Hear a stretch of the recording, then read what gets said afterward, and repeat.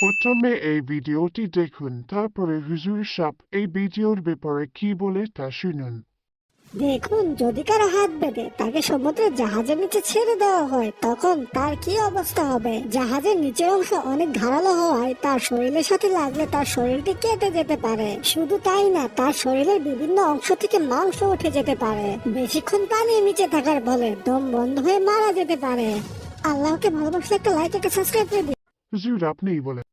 আল্লাহকে ভালোবাসার সাথে এই ভিডিওতে লাইক, কমেন্ট, সাবস্ক্রাইব করার সাথে কি সম্পর্ক? আর ব্যবসা ব্যবসা। কিন্তু আমার মতে এটাকে বলে রং ব্ল্যাকমেল। কিরে তোরা কি করস? হ্যাঁ, ঠিকই কইছেন। যে আল্লাহকে ভালোবাসবে সে ইসলামিক বা শিক্ষামূলক ভিডিওতে লাইক দিবে।